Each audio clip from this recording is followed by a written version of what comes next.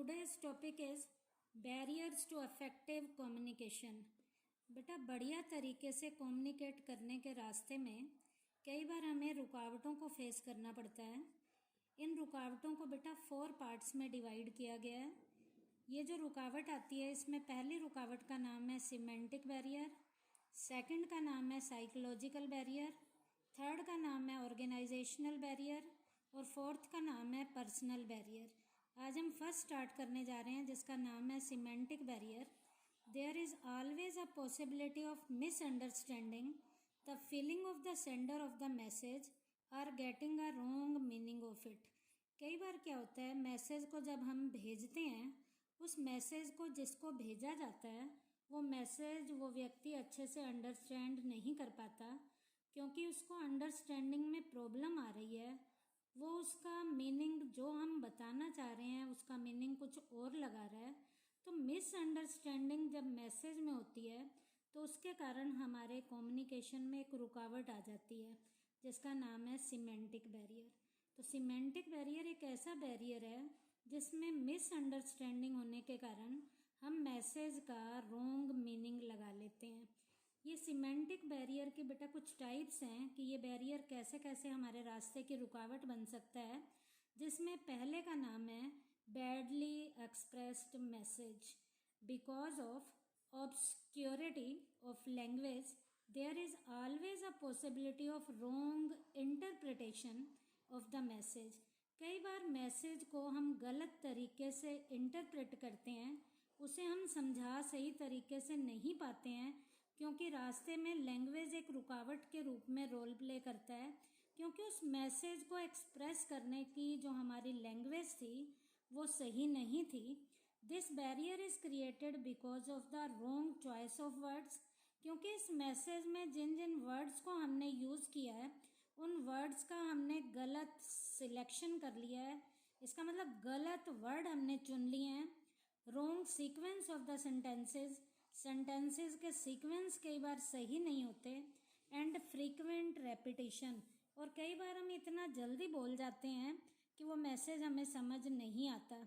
तो ये इसके टाइप में पहले टाइप थे जिसका नाम था बैडली एक्सप्रेस्ड मैसेज। सेकंड है symbol or words with different meanings. कई बार क्या होता है, कुछ वर्ड्स और सिंबल ऐसे हैं जिनके अलग अलग मीनिंग होते हैं। A symbol or a word can have different meanings. If the receiver misunderstanding the communication, it becomes meaningless. यदि रिसीवर उसका मीनिंग सही लगा ले तो मैसेज सही हमारे तक जाता है, और यदि हम उसका मीनिंग कुछ और लगा लेते हैं तो मैसेज हमें सही समझ नहीं आ पाता। जैसे बेटा यहाँ मैं 2 आपको एग्जाम्पल बताऊंगी, उन 2 एग्जाम्पल में वैल्यू के मीनिंग अलग हैं। जैसे पहला एग्जाम्पल है What is the value of the computer education these days? आज के दिन में या आजकल जो डेज चल रहे हैं उनमें कंप्यूटर की एजुकेशन की हमारे लिए क्या इम्पोर्टेंस है। तो यहाँ वैल्यू का मतलब इम्पोर्टेंस का है। दूसरा है what is the value of this mobile set.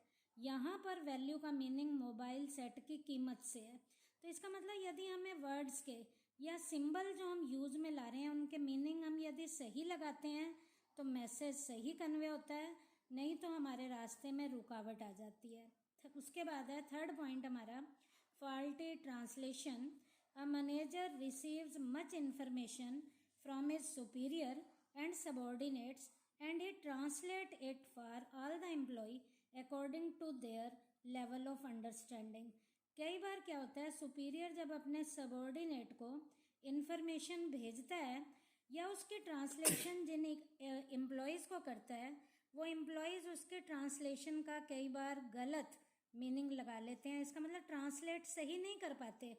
तो ट्रांसलेशन भी यदि गलत की जाती है तो भी मैसेज का जो हमारा सेम मीनिंग हमने लगाना है वो मीनिंग ना लगा के हम उसका कुछ और मीनिंग लगा लेते हैं। तो फॉल्टी ट्रांसलेशन भी हमारे रास्ते की एक रुकावट है। उसके बाद है unclarified assumption. It has been observed that sometimes a sender takes it for granted that the receiver knows some basic things. कई बार मैसेज देने वाला जिसके लिए वो मैसेज दिया जा रहा है वो समझ लेता है कि उसे ये कुछ बेसिक चीज़ों के बारे में पता है, and therefore it is enough to tell him about the major subject matter. जिसमें वो मेन बेसिक बेसिक चीज़ें वो उसको नहीं बताता, केवल मेन सब्जेक्ट मैटर के बारे में बताता है। This view is correct to the daily communication but wrong in case of special message. इस तरीके का जो व्यू है वो डेली कम्युनिकेशन के लिए तो सही है, लेकिन स्पेशल मैसेजेस के लिए ये व्यू सही नहीं है, क्योंकि जिसके लिए वो मैसेज दिया जा रहा है गलत अजम्पशंस होने के कारण या अजम्पशन सही क्लियर ना होने के कारण भी उसका मीनिंग कुछ और लगा लिया जाता है। उसके बाद है technical jargon. Technical language can be a barrier in communication.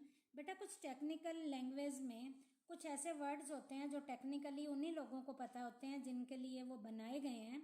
This group includes industrial engineers, production development managers. जैसे इंजीनियर्स के कुछ अपनी लैंग्वेज में टेक्निकल लेवल के कुछ वर्ड हैं, वो इंजीनियर्स को ही पता होते हैं, बाकियों को नहीं पता होता। ऐसे ही बेटा प्रोडक्शन लेवल के मैनेजर्स के लिए भी कुछ उनके टेक्निकल लेवल के कुछ वर्ड हैं, वो उन्हीं मैनेजर्स को पता होंगे, बाकियों को नहीं पता होंगे। तो टेक्निकल लेवल का कुछ ऐसी प्रॉब्लम जो लैंग्वेज है टेक्निकल लेवल की, ये भी उनके रास्ते की रुकावट बन सकती है। तो बेटा ये हमारे थे सिमेंटिक बैरियर। अब सेकंड है हमारा साइकोलॉजिकल बैरियर, इसका दूसरा नाम है emotional barrier. The importance of communication depends on the mental condition of both the parties. Emotional या साइकोलॉजिकल बैरियर के आने का कारण हमारी दोनों पार्टीज में से किसी भी एक पार्टी का मेंटल लेवल की कंडीशन का डिस्टर्ब होना हो सकता है। इसका मतलब दोनों पार्टीज में से कोई भी मेंटली डिस्टर्ब है तो भी उसे वो मैसेज अच्छे से क्लियर नहीं होगा। तो ये साइकोलॉजिकल लेवल के बैरियर की कुछ टाइप्स हैं, जिसमें पहली टाइप है pre mature evaluation. Pre mature evaluation is a hindrance in the exchange of information. Message जिनको दिया जा रहा है या मैसेज देने वाला जो है, यदि वो प्री मैच्योर भी होगा तो भी मैसेज सही तरीके से कन्वे नहीं हो पाएगा। तो दोनों में से जो भी कोई भी प्री मैच्योर है तो भी मैसेज हमें सही तरीके से कन्वे नहीं हो सकता। उसके बाद है lack of attention. When the receiver is preoccupied with some important work, he और she does not listen to message attentively.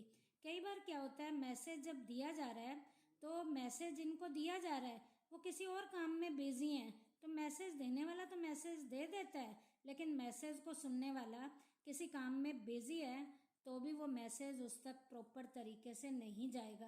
तो यहाँ भी कम्युनिकेशन के रास्ते में रुकावट आ सकती है क्योंकि प्रॉपर अटेंशन नहीं है। उसके बाद है distrust. For successful communication the transmitter and receiver must trust each other. Message को जब दिया जाता है, देने वाला और लेने वाला उन दोनों को एक दूसरे के ऊपर विश्वास होना भी जरूरी है। Lack of trust can be barrier of communication. विश्वास होगा तो मैसेज सही टाइम पे पहुंच पाएगा, और यदि विश्वास नहीं होगा तो मैसेज के रास्ते में रुकावट आ जाएगी। तो ये रुकावट थी हमारी साइकोलॉजिकल या इमोशनल थी। थर्ड है हमारा organizational. Organizational structure greatly affect the capability of the employ. Organization का स्ट्रक्चर भी एम्प्लॉय की कैपेबिलिटी पे इफेक्ट डालता है। इसका मतलब स्ट्रक्चर में यदि कोई प्रॉब्लम है तो वो प्रॉब्लम भी हमारे रास्ते की रुकावट बन सकता है। तो ऑर्गेनाइजेशनल लेवल के बैरियर में भी कुछ टाइप्स हैं, जिसमें पहले टाइप है organizational policy. Organizational policies determine the relationship among all the persons working in the enterprise. Organization की पॉलिसीज भी काम करने वाले लोगों के ऊपर अपना इफेक्ट डालती हैं। It can be the policy of the organization that communication will be in the written form. कई बार किसी यूनिट की पॉलिसी है कि ऑर्गेनाइजेशन में कम्युनिकेशन रिटन फॉर्म का होना चाहिए, तो कई बार रिटन फॉर्म में मैसेज को कन्वे करने की ज़रूरत नहीं भी पड़ती, तो हम ओरली कई बार मैसेज दे देते हैं, लेकिन रिटन फॉर्म का पॉलिसी होने के कारण वो मैसेज जो है काफ़ी देरी से जाता है, जिसके कारण हमारे रास्ते की रुकावट बढ़ जाती है। उसके बाद है rules and regulation. Organizational rules become barrier in the organization. हद से ज़्यादा रूल्स और रेगुलेशन भी ऑर्गेनाइजेशन के रास्ते की रुकावट होती हैं, तो रूल्स और रेगुलेशन भी ज़्यादा नहीं होने चाहिए। Complexity in organizational structure, greater number of managerial level in an organization makes communication more difficult. Organization में मैनेजरियल के लेवल यदि ज़्यादा होंगे तो ज़्यादा मैनेजरियल लेवल भी होने के कारण ऑर्गेनाइजेशन के स्ट्रक्चर पे वो कॉम्प्लेक्स रूप से रोल प्ले कर सकते हैं, वो रास्ते की रुकावटों को बढ़ा सकते हैं। इसलिए मैनेजरियल लेवल ऑर्गेनाइजेशन में ज़्यादा नहीं होने चाहिए। उसके बाद है organization facilities. Organizational facilities means sufficient stationery, telephone, etc. Organizational facility का मतलब है कि ऑर्गेनाइजेशन में काम करने के लिए लोगों को जो जो सुविधाएं चाहिए वो भी उन्हें टाइम पे मिलनी चाहिए। If these facilities are not given to the employ on time, then the absence of these facilities can be the barrier of communication. Employ को यदि ये सुविधाएं मिलती रहेंगी तो उसके रास्ते में कोई भी रुकावट नहीं आएगी, और यदि ये सुविधाएं उसे नहीं मिलेंगी तो उसके रास्ते की रुकावटें बढ़ जाएंगी। उसके बाद बेटा फोर्थ मेन पॉइंट है personal barrier. Personal barriers are directly connected with the sender और द रिसीवर। पर्सनल लेवल का बैरियर सेंडर की तरफ से भी हो सकता है या रिसीवर की ओर से भी हो सकता है। तो पहला बैरियर रिलेटेड टू सुपीरियर है और दूसरा बैरियर रिलेटेड टू सबऑर्डिनेट है।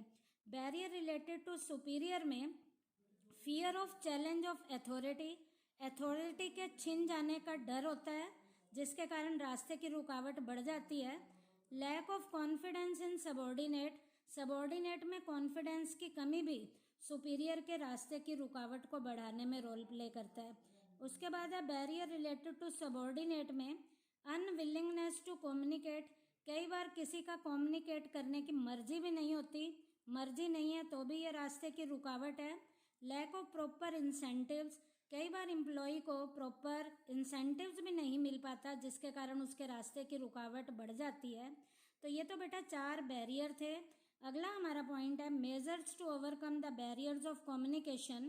कम्युनिकेशन के रास्ते की रुकावटों को यदि हमने सुलझाना है तो क्या क्या उपाय करने पड़ेंगे ताकि रास्ते की रुकावटें ना आए।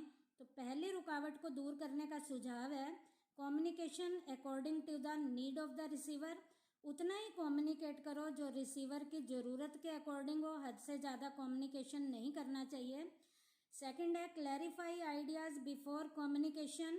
कम्युनिकेट करने से पहले आइडिया को अच्छे से क्लैरिफाई कर लो, ताकि आइडिया जब क्लैरिफाई होगा तो कम्युनिकेशन बहुत बढ़िया तरीके से होगा। उसके बाद है be aware of language, tone and content of the message. जो भी मैसेज दिया जा रहा है उसकी लैंग्वेज के ऊपर ध्यान दो, अपनी टोन के ऊपर ध्यान दो, कंटेंट पे ध्यान दो ताकि मैसेज अच्छे से क्लियर हो। उसके बाद है communication for the present as well as the future. Communication present को ध्यान में रखते हुए भी दो और फ्यूचर को ध्यान में रखते हुए भी दो। उसके बाद है इंश्योर प्रॉपर फीडबैक। कम्युनिकेट करने के बाद प्रॉपर फीडबैक भी ले लो कि जो कम्युनिकेट आपने किया है वो सही है या नहीं है। इसके लिए कुछ क्वेश्चंस पूछ लो ताकि आपको फीडबैक भी मिल जाए। लास्ट है be a good listener. Proper communication करने के लिए जिसके लिए वो मैसेज दिया जा रहा है उस मैसेज को सुनने वाले उसे अच्छे से सुने भी। यदि अच्छे से सुनेंगे तो मैसेज अच्छे से कम्युनिकेट होगा।